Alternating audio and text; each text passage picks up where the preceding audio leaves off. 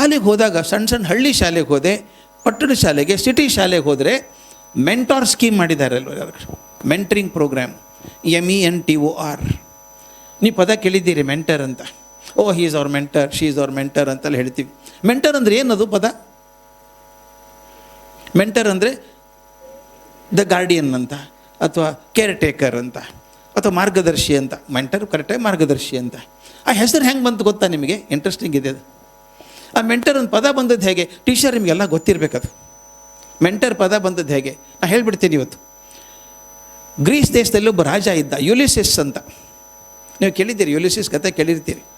Mighty emperor. ಆಗಿನ ಕಾಲದಲ್ಲಿ ರಾಜರಿಗೆ ಎರಡೇ ಹುಚ್ಚು, ಒಂದು ಯುದ್ಧ ಮಾಡೋದು, ಒಂದು ಚೈನಿ ಇರೋದು, ಆರಾಮಾಗಿರೋದು. ಅವನು ಅಂದ್ಕೊಂಡ ರಾಜ್ಯ ವಿಸ್ತಾರ ಮಾಡಬೇಕು ಅಂದ್ಕೊಂಡ ಯುಲಿಸಿಸ್. ಯುದ್ಧಕ್ಕೆ ಹೋದರೆ 10-12 ವರ್ಷ ಹೋಗಬೇಕು. ಅವನಿಗೊಬ್ಬನೇ ಮಗ, ಯುಲಿಸಿಸ್ಗೆ ಒಬ್ಬನೇ ಮಗ. ಅವನ ಹೆಸರು ಟೆಲಿಮ್ಯಾಕಸ್. First Ulysses, ULYSSES, Ulysses. ಅವನ ಮಗ ಟೆಲಿಮ್ಯಾಕಸ್, TELEMACHUS, ಟೆಲಿಮ್ಯಾಕಸ್, ಒಬ್ಬನೇ ಮಗ. ರಾಜನ ಚಿಂತೆ ಏನಾಯಿತು, ನಾನು ಯುದ್ಧಕ್ಕೆ ಹೋಗ್ಬಿಟ್ರೆ ಎಷ್ಟು ವರ್ಷ ಆಗುತ್ತೋ ಗೊತ್ತಿಲ್ಲ, 10 ವರ್ಷನೋ 12 ವರ್ಷನೋ. ನನ್ನ ಮಗನ ಯಾರು ನೋಡ್ಕೋತಾರೆ? ಮಂತ್ರಿಗಳಿಗೆ ಹೇಳಿದ. ಮಂತ್ರಿಗಳಿಗೆ ಊರೆಲ್ಲ ಅಡ್ಡಾಡಿಕೊಂಡು ಒಬ್ಬ ಮನುಷ್ಯನ ಕರ್ಕೊಂಬಂದರು, ಮಧ್ಯ ವಯಸ್ಕನ.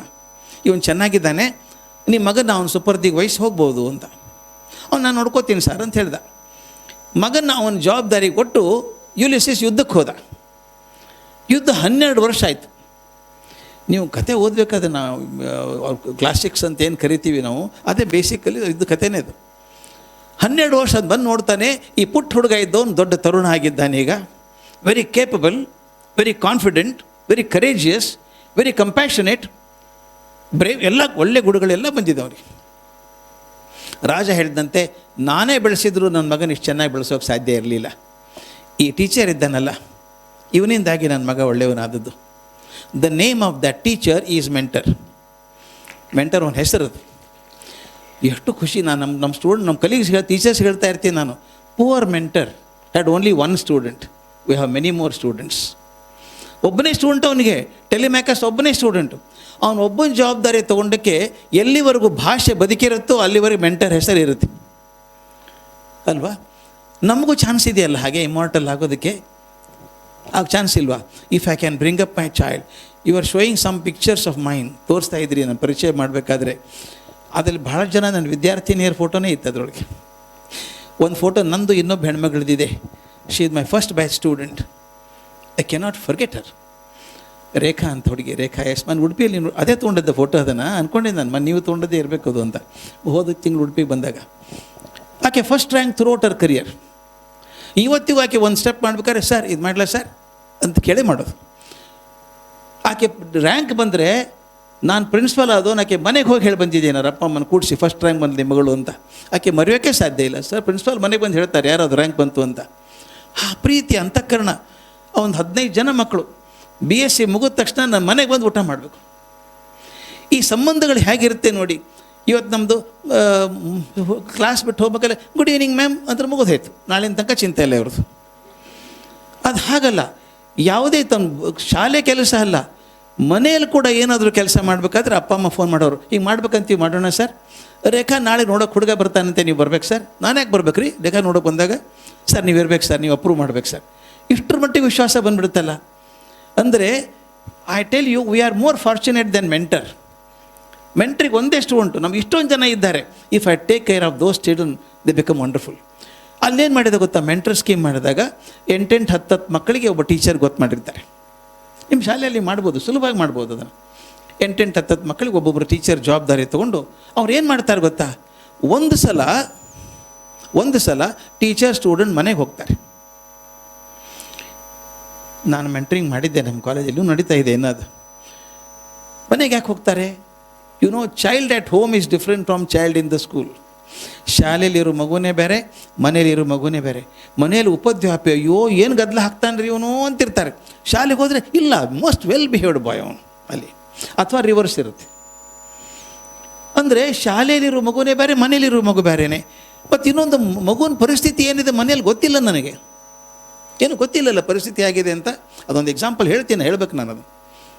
ಹಾಗೆ ಹೋಗ್ತಾರೆ, ಅಜ್ಜ ಅಜ್ಜಿ ಹೇಳ್ತಾರೆ, ಆ ಹುಡುಗ ಏನಾದರೂ ವೈಲೆಂಟ್ ಕೆಲಸ ಮಾಡಿದರೆ, ಉಗ್ರವಾಗಿ ಏನಾದರೂ ಮಾಡಿದರೆ ತಿಳಿಸಿದ್ದಾನೆ, ಫೋನ್ ಮಾಡಿ ಅಂತಾರೆ. ಸಣ್ಣ ಕೆಲಸ ಮಾಡ್ತಾನೆ ಹುಡುಗ, ಪಕ್ಕದ ಮನೆ ಗ್ಲಾಸ್ ಹೊಡಿತಾನೆ, ಒಂದು ನಾಯಿ ಕಲ್ಲು ಹೊಡಿತಾನೆ, ಯಾವುದೋ ಹುಡುಗನ ಜಿಗಿಡ್ತಾನೆ. ತಕ್ಷಣ ಫೋನ್ ಹೋಗುತ್ತೆ ಮೆಂಟರ್ಗೆ, ಹಿಂಗೆ ಮಾಡ್ದ ಅವನು ಅಂತ.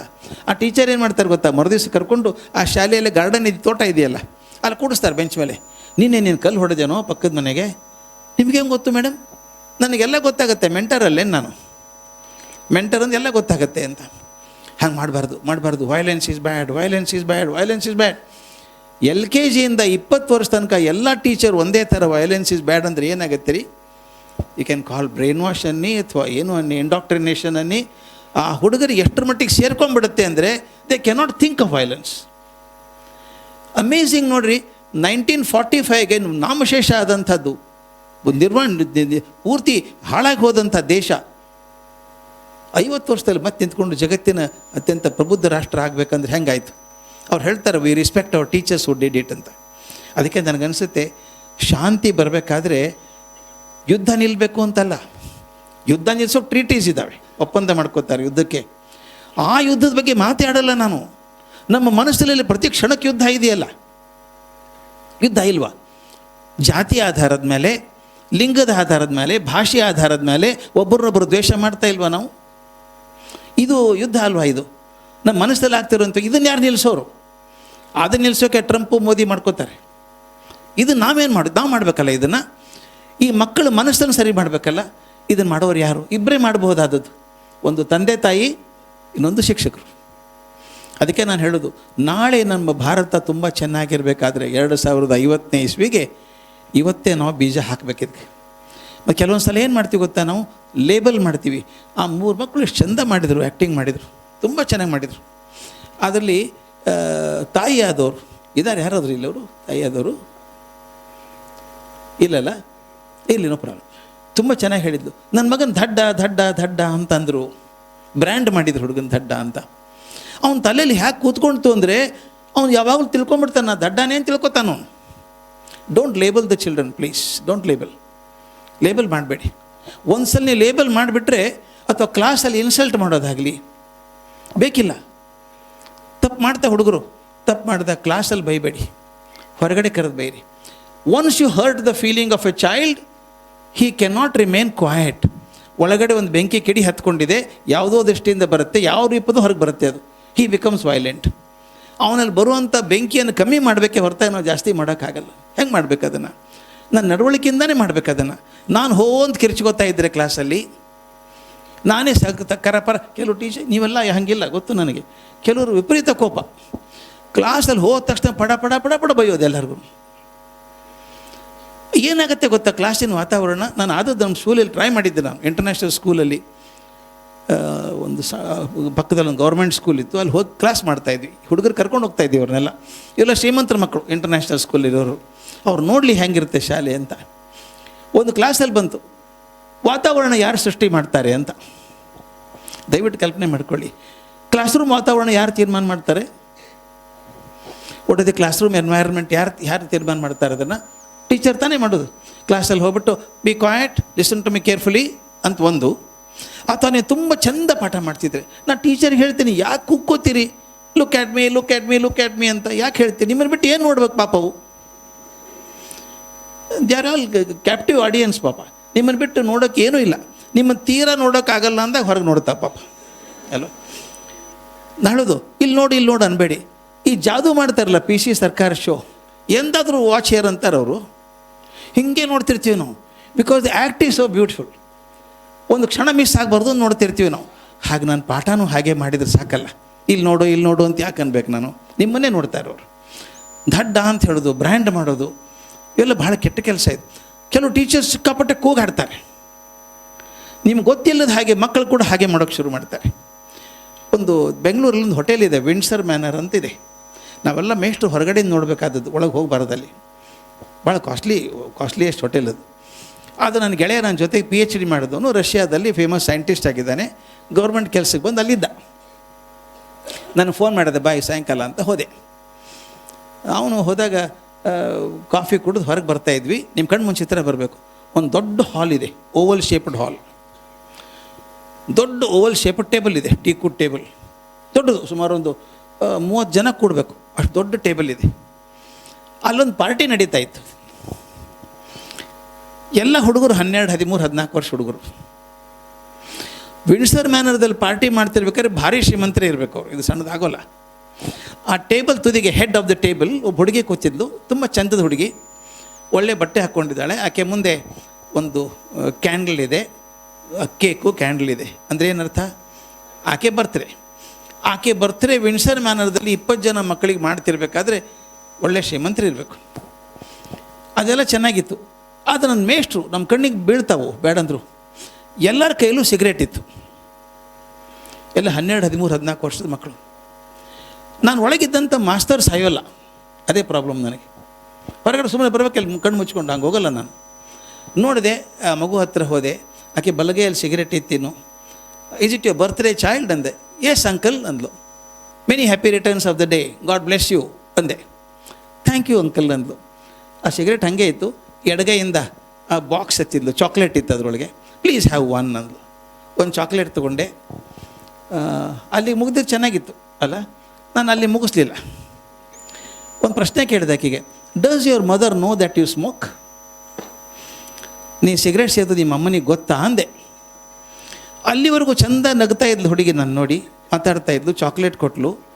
ಇಷ್ಟು ಹೇಳಿದ ತಕ್ಷಣ ಮುಖ ಗಂಟಾಯ್ತು ಆಕೆಗೆ. Why are you worried old man ಅಂದ್ಲು. Uncle became old man. ನಾನಂದೆ, I am worried, I am really worried. If you are to be my daughter, I would certainly be worried. ನನ್ನ ಮಗಳಾಗಿದ್ದರೆ ನಿಜವಾಗ್ಲೂ ಕಾಳಜಿ ಆಗ್ತಿತ್ತಮ್ಮ ನನಗೆ. This not the age for you to do that ಅಂತ ಹೇಳಿದೆ. ಬಂದೆ ಮುಂದೆ ನಾನು, ನನ್ನ ಫ್ರೆಂಡ್ ವೇಟ್ ಮಾಡ್ತಾ ಇದ್ನಲ್ಲ, ಆ ಒಳ್ಳೆ ಮಂತನ ಹುಡುಗಿ ಇರಬೇಕದು. ಓಡಿ ಬಂದು ನನ್ನ ಹಿಂದೆ ಓಡಿ ಬಂದು, ಸಾರಿ ಅಂಕಲ್, ಹಂಗೆ ಹೇಳಬಾರ್ದಾಗಿತ್ತು ನಾನು, ಬಟ್ ಈ ಸ್ಮೋಕಿಂಗ್ ಬ್ಯಾಡ್ ಅಂಕಲ್ ಅಂದ್ಲು. ಡೆಫಿನೆಟ್ಲಿ ಬ್ಯಾಡ್ ಅಂತ ಹೇಳಿದೆ, ಡೆಫಿನೆಟ್ಲಿ ಬ್ಯಾಡ್. ನಾನು 2 ರೀತಿ ಅಂತ ಹೇಳ್ಬೋದು. ನಾನು ಕೆಮಿಸ್ಟ್ರಿ ಪ್ರೊಫೆಸರ್ ಆಗಿದ್ದವನು, ಆ ನಿಕೋಟಿನ್ ಏನು ಹಾರ್ಮ್ ಮಾಡುತ್ತೆ ಅಂತ ಅದು ಸೈಂಟಿಫಿಕ್ಕಾಗಿ ಹೇಳ್ಬೋದು. ಇನ್ನೊಂದು, ಬೆಂಗಳೂರಲ್ಲಿ ಒಳ್ಳೆ ಹವೆನೇ ಸಿಗ್ತಾ ಇಲ್ಲ, ಸ್ವಚ್ಛ ಹವಾ ಸಿಗೋಲ್ಲ. ಹುಡುಕಿ ಯಾಕಪ್ಪ ಹಾಕ್ಕೋತಿ ಹೊಗೆ ಒಳಗಡೆ, ಬೇಡ ಅಂತಂದೆ. ತಕ್ಷಣ ಆಕೆ ಕೇಳಿದ್ದು, why Krishnamurthy sir smokes? Who is Krishnamurthy? Our favourite maths teacher. ಆ ಹುಡುಗ ಗೊತ್ತು ನನಗೆ. ನಾ ಇದೆ, child do one thing, if you like is mathematics, practise mathematics, don't practise smoking. ನಾನು ಯಾವಾಗಲೂ ಶಿಕ್ಷಕರೊಳಗೆ ಏನು ಒಳ್ಳೆಯದಿದೆ ಆರಿಸ್ಕೋಬೇಕು, ಕೆಟ್ಟದನ್ನು ಬಿಡಬೇಕು. ನೀವು ದಯವಿಟ್ಟು ಗಮನಿಸಬೇಕಾದದ್ದು ತೈತ್ರಿ ಉಪನಿಷತ್ತಲ್ಲಿ ಬರುವಂಥ ಮಾತಿದ್ದು, ನನ್ನ ಮಾತಲ್ಲ. ಗುರುಗಳು ಹೇಳ್ತಾರೆ, ಸತ್ಯಮದ ಧರ್ಮಂಚರ ಅದೆಲ್ಲ ಹೇಳಿದ ಮೇಲೆ ಕೊನೆಗೆ ಹೇಳ್ತಾರೆ, ಮಗು ನೀನು ನಾನು ಪಾಠ ಮಾಡಿದ್ದೇನೋ, ಆದರೆ ನಾನು ಮನುಷ್ಯಪ್ಪ. ಎಷ್ಟು ಚಂದದ ಮಾತು ತೈತ್ರಿ ಉಪನಿಷತ್ತು ಮಾತು. ನಾನು ಮನುಷ್ಯಪ್ಪ ಮಾರಾಯ, ನಾನು ತಪ್ಪು ಮಾಡೋಕ್ಕೆ ಸಾಧ್ಯತೆ ಇದೆ. ಆದ್ದರಿಂದ ನಾನು ಅಕಸ್ಮಾತ್ ನನ್ನಲ್ಲಿ ತಪ್ಪು ಕಂಡಿದ್ದರೆ ಅದನ್ನೇನು ಪಾಲಿಸಬೇಡ, ನಾನು ಒಳ್ಳೇದೇನು ಕಂಡಿವಿ ಅದನ್ನು ಮಾತ್ರ ಪ್ರಾಕ್ಟೀಸ್ ಮಾಡು ಅಂತ ಹೇಳೋದು ತೈತ್ರಿ ಉಪನಿಷತ್ತು. ಆ ಕೃಷ್ಣಮೂರ್ತಿನ ಮರುದಿವಸ ನನ್ನ ಆಫೀಸಿಗೆ ಕರೆಸಿದೆ ಅವನ್ನ. ನಮ್ಮ ಹುಡುಗ ಅವನು ಬಂದ. ಕೃಷ್ಣಮೂರ್ತಿ ಏನು ಪಾಠ ಮಾಡ್ತೀರಿ ಈಗ ಅಂತ ಹೇಳಿದೆ. ಸರ್ ನಿಮ್ಗೆ ಗೊತ್ತಲ್ಲ ಸರ್, ಮ್ಯಾಥ್ಸ್ ಪಾಠ ಮಾಡ್ತೀನಿ ಅಂದ. ಇಲ್ಲ, ಈಗೇನು ಬೇರೆ ಪಾಠ ಮಾಡ್ತೀರಂತೆ ಅಂದೆ. ಇಲ್ಲ ಸರ್, ಅವತ್ತಿಂದ ಮ್ಯಾಥ್ಸೇ ಪಾಠ ಮಾಡ್ತಿದ್ದೀನಿ. ಇಲ್ಲಪ್ಪ, ನೀನು ಸ್ಟೂಡೆಂಟ್ ಸಿಕ್ಕಿದ್ರೆ ನೀನೆ ಎಲ್ಲರಿಗೂ ಸಿಗರೇಟ್ ಹೆಂಗೆ ಸೇದಬೇಕು ಅಂತ ಕಲಿಸ್ತೀಯಂತೆ ಅಂದೆ. ಇಲ್ಲ ಸರ್, ಯಾರು ಹೇಳಿದರು ಸರ್ ಅಂದ. ಅಲ್ಲಪ್ಪ, ನೀನು ಸ್ಟೂಡೆಂಟ್ಸ್ ಇದ್ದಾರೆ 8th, 9th, 10th ಹುಡುಗರು. ಕೃಷ್ಣಮೂರ್ತಿ ಅವ್ರ ಫೇವ್ರೇಟ್ ಟೀಚರ್. ಹುಡುಗರು ಮನಸ್ಸು ಹೆಂಗಿರುತ್ತೆ ಸಣ್ಣ ಮಕ್ಕಳದು, ನಮ್ಮ ಫೇವ್ರೇಟ್ ಟೀಚರ್ ಮಾಡಿದ್ದೆಲ್ಲ ಒಳ್ಳೇದು ಹಾಗಿರುತ್ತೆ, ಕೆಟ್ಟ ಕೆಲಸನೂ ಒಳ್ಳೇದಾಗತ್ತೆ. ನೀನು ಸಿಗರೇಟ್ ಸೇದೋದನ್ನು ಕಂಡಿದ್ದರು, ಅವ್ರು ಸೇದ್ತಾ ಇದ್ದಾರೆ ಅಂದೆ. ಅಯ್ಯೋ, ಅವ್ರು ನೋಡೋಕ್ಕೆ ಸಾಧ್ಯ ಇಲ್ಲ ಸರ್. ಅವ್ರು ಅಂದರೆ ಸೇದ್ತೀಯ ಇಲ್ಲ ನೀನು? ಹೌದು. ಅವ್ರ ಮುಂದೆ ಯಾಕೆ ಸೇದ್ತೀಯ ನೀನು? ಇಲ್ಲ ಸರ್, ಆದಷ್ಟು ಅವ್ರು ಇಲ್ಲದೆ, ಆದಷ್ಟು ಬೇಡ, ನೀನು ನೋಡಿ ಕಲಿತಾರೆ ಅವರು. ನಿನ್ನಲ್ಲಿ ಇರೋದು 4 ಒಳ್ಳೆ ಗುಣ ಕಲೀಲಿ ಅವರು. ನಾನು ಯಾಕೆ ಹೇಳ್ತಿದ್ದೆ ಅಂತ, who decide the environment of the class? The teacher control the class. ನಾನು ಕ್ಲಾಸಿಗೆ ಹೋದಾಗ ಯಾವ ವಾತಾವರಣ ಸೃಷ್ಟಿ ಮಾಡ್ತೀನಿ, ಮಕ್ಕಳ ಮನಸ್ಸು ಉಳ್ಕೊಳ್ಳುತ್ತೆ. ಈ ಅಹಿಂಸೆ ಬಗ್ಗೆ ಮಾತಾಡೋಕ್ಕೆ ಶುರು ಮಾಡಿ. ಯಾಕೆ ದ್ವೇಷ ಇನ್ನೊಬ್ಬರ ಬಗ್ಗೆ ನಿಮಗೆ? ದ್ವೇಷ ಅಂದರೆ ಬೆಂಕಿ ಅಲ್ವಾ? ಅದು ಬೆಂಕಿ. ಅದು ಹಿಂಗೆ ಕೈಯಲ್ಲಿ ಹಿಡ್ಕೊಂಡು ಮತ್ತೊಬ್ಬರು ತಲೆ ಮೇಲೆ ಹಾಕೋಕ್ಕೆ ಹೋದಾಗ ಮೊದಲು ನನ್ನ ಕೈ ಸುಡುತ್ತೆ, ಆಮೇಲೆ ಅವ್ರ ತಲೆ ಸುಡುತ್ತೆ. ಫಸ್ಟ್ ಸುಡೋದು ನನ್ನ ಕೈನೇ. ಮಕ್ಕಳಿಗೆ ಹೇಳಬೇಕಲ್ಲ ಇದನ್ನು.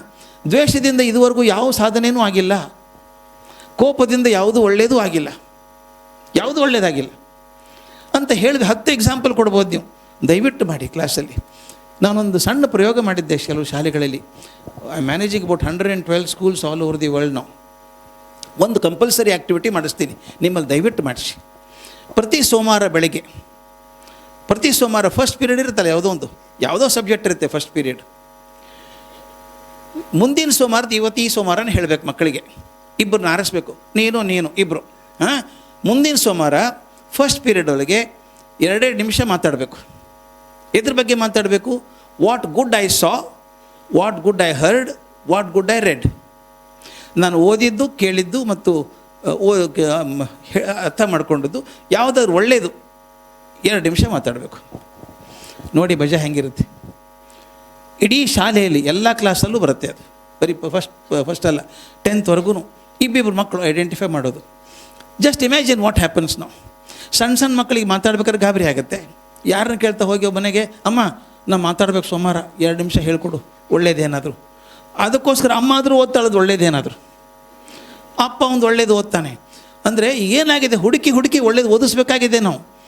ನಮ್ಮ ಪೇಪರ್ಗಳನ್ನು ನೋಡಿ, ಸುದ್ದಿ ನೋಡಿ ಹೇಗಿದೆ ಪರಿಸ್ಥಿತಿ ಅಂದರೆ ಕೆಟ್ಟದ್ದು ಮುಖಕ್ಕೆ ರಾಚುತ್ತೆ.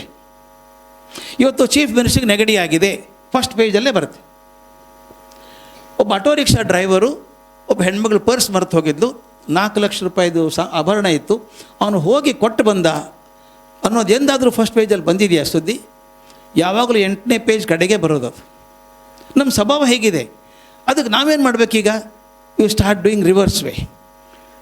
If all of us mind, I tell you, we can change the country. ಅದು ಮೈಂಡ್ ಮಾಡಬೇಕು ನಾವು. ಸೋಮವಾರ ಇಬ್ಬರು ಮಾತಾಡಬೇಕು. LKG ಇಂದ 10th ಸ್ಟ್ಯಾಂಡರ್ಡ್ವರೆಗೂ. How will the week start ನಾವು? ಸೋಮವಾರ ವಾರ ಹೆಂಗೆ ಶುರು ಆಗುತ್ತೆ? ಇಡೀ ಶಾಲೆಯಲ್ಲಿ ಪ್ರತಿಯೊಂದು ಕ್ಲಾಸಲ್ಲೂ ಕೂಡ 4 ನಿಮಿಷ ಎಲ್ಲ ಮಕ್ಕಳು ಪಾಸಿಟಿವ್ ಆಗೇ ಮಾತಾಡ್ತಾರೆ. ಇದನ್ನು ದಯವಿಟ್ಟು ಕಲಿಸ್ಬೇಕು ಮಕ್ಕಳಿಗೆ ನಾವು. ಪಾಸಿಟಿವ್ ಮಾತಾಡಿ, ಒಳ್ಳೇದೇನಿದೆ ಹೇಳಿ. ಕೆಟ್ಟದ್ದು 100 ಸಿಗುತ್ತೆ ನನಗೆ, ಒಳ್ಳೇದು ಹುಡುಕಿ ತೊಗೋಬೇಕಲ್ವ. ಕಾಜಿನ ಪೀಸು ರಸ್ತೆ ಮೇಲೆ ಸಿಗುತ್ತೆ, ವಜ್ರಕ್ಕೆ 3000 ಅಡಿ ಕೆಳಗೆ ಹೋಗ್ಬೇಕು ನಾನು. ಅದು ದಯವಿಟ್ಟು ನೀವು ಮಾಡಿ. ಸೋಮವಾರ ಏನು ಕಷ್ಟ ಆಗುತ್ತಾ 2 ನಿಮಿಷ ಮಾಡೋದಕ್ಕೆ? ಏನೂ ಕಷ್ಟ ಇಲ್ಲ. ಮತ್ತು ಪ್ರತಿ ವಾರ ಅವರೇ ಇಬ್ಬರು ಹುಡುಗರಲ್ಲ, ಪ್ರತಿ ವರ್ಷ ಬೇರೆ ಹುಡುಗರು ಹಿಡ್ಕೋಬೇಕು. ನೀವಿಬ್ಬರು ಮಾಡಿ, ನೆಕ್ಸ್ಟ್ ವೀಕ್ ನೀವಿಬ್ಬರು ಮಾಡಿ.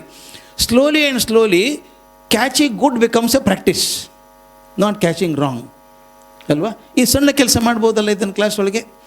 ಆಮೇಲೆ ಇನ್ನೊಂದು ಭಾಳ ಮುಖ್ಯವಾದ ಕೆಲಸ, ನಾನು ಕೆಲವೊಂದು ಆ್ಯಕ್ಟಿವಿಟಿ ಹಾಕ್ಕೊಂಡಿದ್ದೆ, ಅದು ಬೇಡ ಅನ್ನಿಸ್ತದೆ, ಟೈಮ್ ಸಾಲಲ್ಲ ಅಂತ. ಚೆನ್ನಾಗಿರೋದು ಆ್ಯಕ್ಟಿವಿಟಿ ಇತ್ತು, ನೀವು ಮಾಡಿಸಿಬೇಕಾದ್ರೆ ಶಾಲೆಗೆ ಹೋದಾಗ. ಅದು ಹೇಳ್ಬಿಡ್ತೀನಿ ಹೆಂಗೆ ಮಾಡೋದು ಅಂತ. ನಿಮ್ಮಲ್ಲಿ ಟೀಚರ್ಸ್ ಎಲ್ಲ ಮಾಡಿ, ಹುಡುಗರ ಕಡೆದು ಮಾಡಿಸಿ. ಸಣ್ಣ ಸ್ಟಿಕ್ಕರ್ ಟೇಪ್ ಇರ್ತಾವಲ್ಲ, ಈ 3M ಶೀಟ್ ಬರ್ತಾವಲ್ಲ, ಅಂಟ್ಕೊಳ್ತಾವಲ್ಲ, ಅಂಥ ಮೇಲಿಂದಷ್ಟೇ ಅಂಟಿನ ತೊಗೊಳ್ಳಿ. ಅದ್ಮೇಲೆ ಬರೀರಿ ಹೆಸರು. ಲೀಡರ್ ಅಂತ ಒಂದು ಬರೀರಿ, ಎಕ್ಸ್ಪರ್ಟ್ ಅಂತಂದು ಬರೀರಿ, ಹೆಲ್ಪ್ಫುಲ್ ಅಂತಂದು ಬರೀರಿ, ಡೇಂಜರಸ್ ಅಂತ ಬರೀರಿ, ನ್ಯೂಸನ್ಸ್ ಅಂತ ಬರೀರಿ.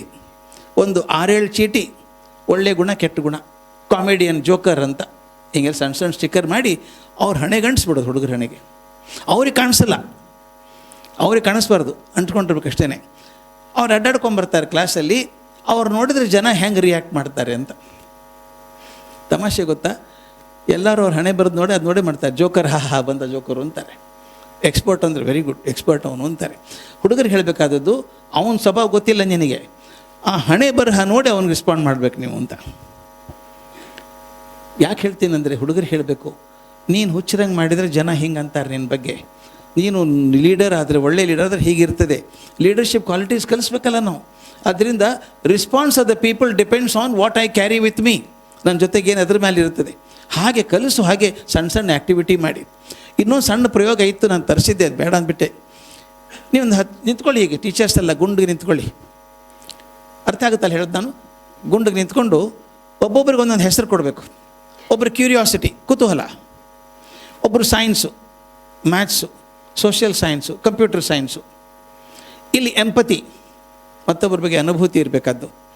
ವ್ಯಾಲ್ಯೂಸ್, ಪೇಷನ್ಸ್, ಒಂದು 3-4 ಹಾಕೋದು.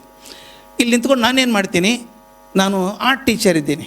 ಆರ್ಟ್ ಟೀಚರಿಂದ ಕೈಯಲ್ಲೊಂದು ದಾರದ ಚೆಂಡಿದೆ, ದಾರದ್ದು ಉಂಡೆ ಇರುತ್ತಲ್ಲ, ದಾರದ ಉಂಡೆ ಹಿಡ್ಕೊಂಡು ನನಗೆ ಅವ್ರ ಬಗ್ಗೆ ಭಾಳ ಇಷ್ಟ ಇದೆ, ಹಿಂಗೆ ಎಸಿತೀನಿ. ಅವ್ರು ಹಿಡ್ಕೋತಾರೆ, ಅವ್ರು ಇನ್ನೊಬ್ರಿಗೆ ಎಸಿತಾರೆ.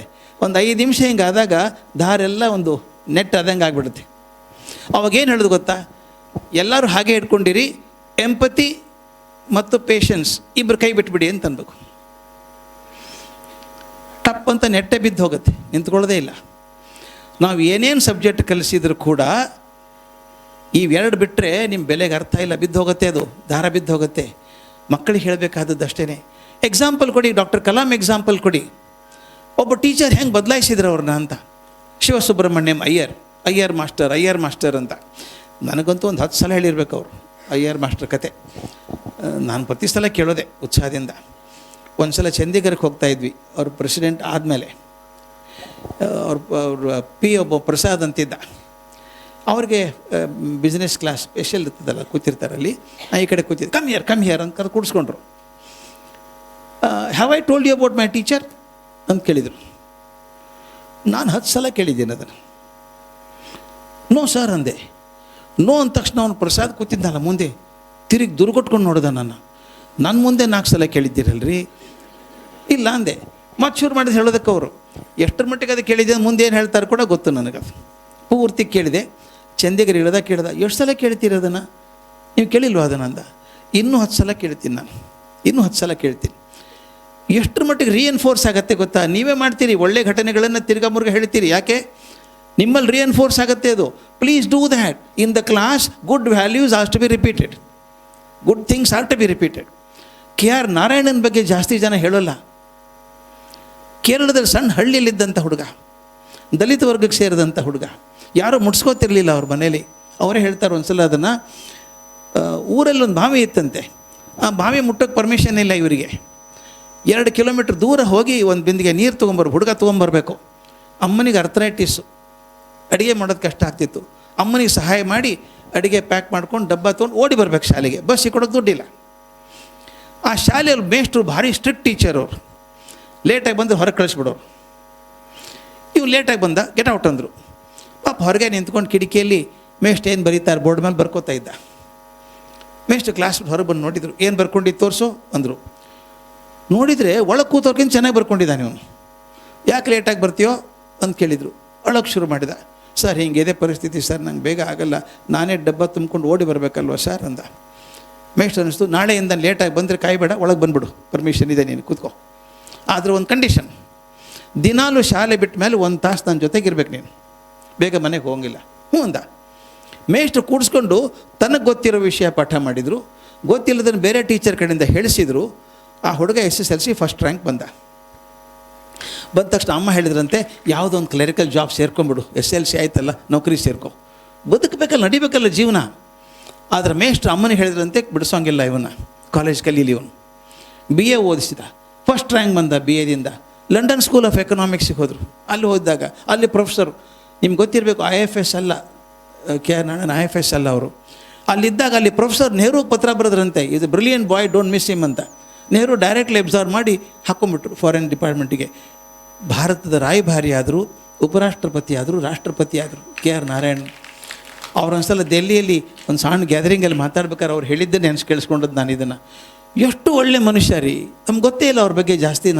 ಅವ್ರು ಹೇಳ್ತಾರೆ, ಇವತ್ತು ನಾನು ಏನಾದರೂ ನಿಂತಿದ್ದರೆ, ಇವತ್ತು ಆ ಟೀಚರ್ ನನ್ನ ದಿನಕ್ಕೊಂದು ತಾಸು ಕೂಡಿಸ್ಕೊಂಡು ಹೇಳದೆ ಹೋಗಿದ್ದರೆ ನಾನು ಇದು ಸಾಧ್ಯವೇ ಇರಲಿಲ್ಲ. ನಾನೆಲ್ಲೋ ಅಟೆಂಡರ್ ಆಗಿರ್ತಿದ್ನೋ, ಕ್ಲರ್ಕ್ ಇರ್ತಿದ್ದೆ ನಾನು. ಅಂದರೆ ಒಬ್ಬ ಶಿಕ್ಷಕ ಹೆಂಗೆ ಟ್ರಾನ್ಸ್ಫಾರ್ಮೇಟಿವ್ ಆಗ್ತಾನೆ ಅಂತ, ಜೀವನ ಬದಲಾಯಿಸ್ಬಿಡ್ತಾನೆ. ಆ ರೀತಿ ನಾನು ಪಾಠ ಮಾಡೋದು ಪ್ರೀತಿಯಿಂದ ಮಾಡಬೇಕು. ಕೊನೆಗೊಂದು ವಿಷಯ ಹೇಳಿ ನಿಲ್ಲಿಸ್ಬಿಡ್ತೀನಿ, ಕರೆಕ್ಟ್ 5 ಗಂಟೆ ಆಗುತ್ತೆ ಅವಾಗ. ಪಾಠ ಮಾಡುವಾಗ ಒಂದು ರೀತಿ ಇದೆ, ವಿಷಯ ಹೇಳೋದಿದೆ. ಪ್ರತಿಯೊಂದು ವಿಷಯ ಜೊತೆಗೆ ಮೌಲ್ಯವನ್ನು ದಯವಿಟ್ಟು ಸೇರಿಸಿ, ಮೌಲ್ಯಗಳನ್ನು ಸೇರಿಸಿ. ಮೌಲ್ಯ ಬಿಟ್ಟರೆ ಪಾಠ ಅರ್ಥ ಇಲ್ಲ. ಅದು it becomes information. Information is available plenty in internet. Now we have got AI, ಎಲ್ಲವೂ ಸಿಗುತ್ತೆ. ಅದು ಪ್ರಯೋಜನ ಇಲ್ಲ. Information is not required for me. ನನಗೆ ಬೇಕಾದ್ರೆ ಟ್ರಾನ್ಸ್ಫಾರ್ಮೇಷನ್ ಬೇಕಾಗಿದೆ. ಆ ಮಕ್ಕಳು ಬದಲಾಗಬೇಕು. 3 ವಿಷಯನ ಗಟ್ಟಿಯಾಗಿ ಕಲಿಸ್ಬೇಕು ಮಕ್ಕಳಿಗೆ. ಅಪ್ಪ ಅಮ್ಮನ ಬಗ್ಗೆ ಪ್ರೀತಿ ಕಲಿಸ್ಬೇಕು. ದಯವಿಟ್ಟು ದಯವಿಟ್ಟು ದಯವಿಟ್ಟು ತಪ್ಪದೇ ಹೇಳಿ ಮಕ್ಕಳಿಗೆ, ದಿನ ಶಾಲೆ ಬಿಟ್ಟು ಹೋಗುವಾಗ, ಮಗು ಮನೆಗೆ ಹೋದಾಗ ನೀನು ಸಾಮಾನು ಅಲ್ಲೆಲ್ಲಿ ಬಿಸಾಕಬೇಡ, ಕರೆಕ್ಟಾಗಿಡು. ಅಮ್ಮಂದ್ರು ಒದ್ದಾಡಿ ಹೋಗ್ತಾರೆ ರೀ ಹುಡುಗರ ಸಲುವಾಗಿ. ಪ್ಯಾಂಟ್ ಒಂದು ಕಡೆ, ಶರ್ಟ್ ಒಂದು ಕಡೆ, ಶೂಸ್ ಒಂದು ಕಡೆ, ಊಟದ ಡಬ್ಬ ಒಂದು ಕಡೆ, ಎಲ್ಲ ಆರಿಸ್ತಿರ್ದಂಗೆ ಪ್ರಾಣ ಹೋಗುತ್ತೆ. ನೀ ಮಾಡಬೇಡ, ಅದನ್ನು ಮಾಡು. ಇನ್ನೊಂದು ಮಾತನ್ನು ಹೇಳೋದು, ನಿನ್ನ ಮಾತಿನಿಂದ, ನಿನ್ನ ನಡೆಯಿಂದ ನಿಮ್ಮ ಅಮ್ಮನ ಕಣ್ಣಲ್ಲಿ ಒಂದು ಹನಿ ನೀರು ಬಂದರೆ ನೀನು ಉದ್ಧಾರ ಆಗಲ್ಲ. ಹೇಳಬೇಕು, ಅಮ್ಮನಿಗಿಂತ ಪ್ರೀತಿ ಮಾಡೋರು ಜಗತ್ತಲ್ಲಿ ಯಾರೂ ಇಲ್ಲ. ಮಕ್ಕಳಿಗೆ ಹೇಳಬೇಕಾದ್ರೆ 10 ಸಲ ಹೇಳಿ ಮಕ್ಕಳಿಗೆ. ಯಾಕಂದರೆ ನಿನಗೇನು ಗೊತ್ತೊಂದಿರಮ್ಮ ಅನ್ನೋದು ಭಾಳ ಕಾಮನ್ ಆಗಿದೆ. ಆಕೆಗೆ ಸೈನ್ಸ್ ಗೊತ್ತಿರಲಿಕ್ಕಿಲ್ಲ, ಮ್ಯಾಥ್ಸ್ ಗೊತ್ತಿರಲಿಕ್ಕಿಲ್ಲ, ಆದರೆ ಮಗು ಕಣ್ಣಲ್ಲಿ ನೋವಿದೆ ಅಂತ ಅವನಕ್ಕಿಂತ ಮೊದಲು ಆಕೆಗೆ ಗೊತ್ತಾಗತ್ತೆ ಅಲ್ವಾ? ಜೀವನಾನುಭವ ಇದೆ. ಅದಕ್ಕೆ ದಯವಿಟ್ಟು ಹೇಳಬೇಕಾದದ್ದು ಮಕ್ಕಳಿಗೆ, ತಂದೆ ತಾಯಿಗೆ ನಮಸ್ಕಾರ ಮಾಡಿ ಬಾ ನೀನು. ನಮ್ಮ ಭಾರತೀಯ ಪರಂಪರೆ ಅದು. ಅಪ್ಪ ಅಮ್ಮನ ಮಾತೃದೇವೋಭವ ಫಸ್ಟು, ಆಮೇಲೆ ಪಿತೃದೇವೋಭವ. ಫಸ್ಟ್ ನಮಸ್ಕಾರ ಮಾಡೋದು ಕಲಿಸ್ಬೇಕು. ಎರಡನೇದು ನನ್ನ ಭಾಷೆ ಬಗ್ಗೆ ಪ್ರೀತಿ. ಮೂರನೇದು ಭಾಳ ಮುಖ್ಯ. ಬರಬೇಕಾದ್ರೆ ಕಾರಲ್ಲಿ ನಾನು ಮತ್ತು ಕನಕರಾಜು ಮಾತಾಡ್ಕೊಂಡೇ ಬಂದ್ವಿ. ಮಕ್ಕಳಿಗೆ ಕಲಿಸ್ಬೇಕಾದದ್ದಿಷ್ಟು. ನೀ ಮನೇಲಿ ಯಾವ ದೇವ್ರನ್ನಾದರೂ ಪೂಜೆ ಮಾಡು ಮಾರಾಯ, ಯಾರನ್ನಾದರೂ ಮಾಡು. ಹೊರಗಡೆ ಬಂದಾಗ ನೀನು ಒಂದೇ identity, you are an Indian, ಭಾರತೀಯ ಮಾತ್ರ, ಉಳಿದು ಯಾವುದು ಬೇಡ. ನಾವು ಎಷ್ಟು, ನನಗೆ ಅನಿಸುತ್ತೆ, ನಾನು ಹೇಳಿದ್ದೆ, ನಾನು ಸಣ್ಣವನಿದ್ದಾಗ ಜಾತಿ ಇತ್ತು, ಈ ಥರ ಕೆಟ್ಟದಾಗಿರಲಿಲ್ಲ, ಎಲ್ಲರೂ ಹೊಂದ್ಕೊಂಡು ಆರಾಮಾಗಿದ್ದರು. ಈಗ ನಾವು ಜಾಸ್ತಿ ಕಲ್ತಷ್ಟು ಜಾತಿ ಜಾಸ್ತಿ ಆಗಿದೆ. ಅದರಿಂದನೇ ಅಶಾಂತಿ ಆಗೋದು ಅದರಿಂದಾನೇ. ನಾನ್ ಸೆಪರೇಟು, ನಾನ್ ಐಡೆಂಟಿಫೈಲ್, ಎಕ್ಸ್ಕ್ಲೂಸಿವ್ ಅಂತ. ನಾನು ಹೇಳೋದು, ಮನೆಯಲ್ಲಿ ಯಾವುದಾದ್ರೂ ಪೂಜೆ ಮಾಡ್ಕೊಳ್ಳಿ, ಹೊರಗಡೆ ಬಂದ ನಾನು ಭಾರತೀಯ ಮಾತ್ರ ಅನ್ನೋದಾದರೆ, I tell you, India will be the greatest country in 2050 and we can make it. ನಾವು ಮಾಡ್ಬೋದು ಇದನ್ನು. ದಯವಿಟ್ಟು ಮಕ್ಕಳಿಗೆ ಹೇಳಿ, ನೀ ಯಾವ ದೇವ್ರನ್ನಾದ್ರೂ ಪೂಜೆ ಮಾಡೋ ಮಾರಾಯ. ನಮ್ಮಲ್ಲಿ ಹೇಳ್ತೀವಿ, ಆಕಾಶಾತ್ ಪತಿತಂತೋಯಂ ಯಥಾ ಗಚ್ಚತಿ ಸಾಗರಂ ಸರ್ವದೇವ ನಮಸ್ಕಾರ ಶ್ರೀಕೇಶವಂ ಪ್ರತಿ ಗಚ್ಚತಿ ಅಂತ. ಎಲ್ಲ ಒಬ್ಬನೇ ದೇವರು. ಗುರು ನಾನಕರು ಹೇಳಿದವರು ನಮಗೆ 1500 ವರ್ಷದಿಂದ ಹೇಳಿದಂಥವ್ರು. ಏಕೋ ದೇವ ಇಕ್ ಓಂಕಾರ ಸತ್ಯನಾಮ್ ಅಂತ ಕಲಿಸಿದ್ರು ಅವರು. ಒಬ್ಬನೇ ದೇವರು. ಹಾಗೆ ನಮ್ಮ ಮಕ್ಕಳಿಗೆ ಹೇಳೋಣ, ಪೂಜೆ ಮಾಡಿ, ಫಾರ್ಮಲ್ ಮಾಡಿ. ನಾವು ಹೇಳಬೇಕು, ನಿಮ್ಮ ಕೈಯಲ್ಲಿ ಶಕ್ತಿ ಇದೆ. ಆ ಸಣ್ಣ ಮಕ್ಕಳು ಬಂದಿರ್ತಾರೆ, ನಿಮಗೆ ನೀವು ಹೇಳಿದ್ದನ್ನು ನಂಬ್ತಾರೆ. ಇನ್ನೊಂದು ಇಂಟ್ರೆಸ್ಟಿಂಗ್ ಗೊತ್ತಾ, ಮಕ್ಕಳು ಅಪ್ಪ ಅಮ್ಮನಿಗಿಂತ ನೀವು ಹೇಳಿದ್ದನ್ನು ಜಾಸ್ತಿ ನಂಬ್ತಾರೆ. ನಮಗೆಲ್ಲ ಚೆನ್ನಾಗಿ ಅನುಭವ ಇದೆ ಅದು. ನಾವೇನು ಹೇಳಿದ್ರು ಆಗಲ್ಲ. ನನ್ನ ಮಗ ಸ್ಕೂಲಲ್ಲಿ ಓದ್ತಿದ್ದ 30 ವರ್ಷ ಹಿಂದೆ, ಸಣ್ಣ ಸ್ಕೂಲಲ್ಲಿ, ಪೂರ್ಣಪ್ರಜ್ಞೆ ಅಂತ ಶಾಲೆ ಬೆಂಗಳೂರಲ್ಲಿ. ನನಗೊಂದು ಹುಚ್ಚಿತ್ತು, ಒಂದು ಅಹಂಕಾರವೂ ಇತ್ತು, ಒಂದು ಚೂರು ಸಾಯನ್ ಬರುತ್ತೆ ನನಗೆ ಅಂತ. ಅವನು 5ನೇ ಕ್ಲಾಸಲ್ಲಿದ್ದ, ನೋಟ್ಬುಕ್ ನೋಡಿ ತಪ್ಪು ಬರ್ಕೊಂಡಿದ್ದ. ತಪ್ಪು ಬರ್ಕೊಂಡು ಎಲ್ಲೋ ಅಂದೆ. ಅವ್ನು ನಾನು ಹಿಂಗೆ ನೋಡ್ದೆ, ಅಪ್ಪ ನಿನಗೆ ಸೈನ್ಸ್ ಬರಲ್ಲ ಅಂದ. ಅಹಂಕಾರಕ್ಕೆ ಸರಿಯಾಗಿ ಬಿತ್ತಲ್ಲ ಪೆಟ್ಟು ನನಗೆ.